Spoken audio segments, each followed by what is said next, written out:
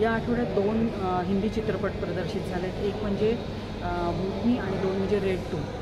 भूतनीची जर का तुम्ही रिव्ह्यू पाहाल तर संजय दत्त जो बऱ्याच वर्षानंतर मोठ्या पडद्यावर आला आहे आणि त्याला मोठ्या पडद्यावर पाहणं म्हणजे एक थाट, एक नोकझोक, एक रॉब आहे जो अभिनेत्याचा, तो तुम्हाला इथे भरपूर पाहायला मिळतो. पण त्याच्या दुर्दैवाने फिल्मचं कथानक आहे थोडं रेंगाळलं आहे, थोडं म्हणजे बरंच रेंगाळलं आहे. VFXची कमाल आहे पण ती पण भिडत नाही तुम्हाला.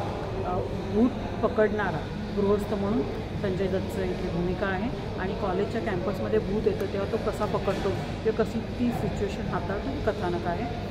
कलाकारां म्हणाल तर संजय दत्त प्रमुख आहे, मौनी राव आहे जिने भूताची भूमिका केली, पलक आहे आणि सन्नी सिंग हे त्याचे मोजकेच कलाकार आहेत. पण चित्रपट सगळा जो आहे तो संजय दत्तच्या खांद्यावर आहे आणि त्याने बऱ्या प्रकारे पेलण्याचा प्रयत्न केला आहे. फर्स्ट हाफ तो मात्र इतका रेंगाळला की विचारता सोडणे.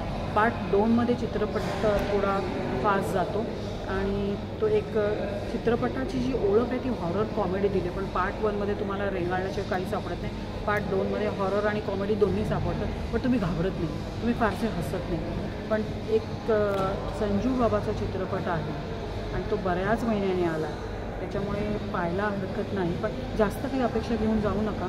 फक्त एक भूतनी आली आणि जस्ट पाहायला चाललात एवढी फक्त माफक अपेक्षाच करा.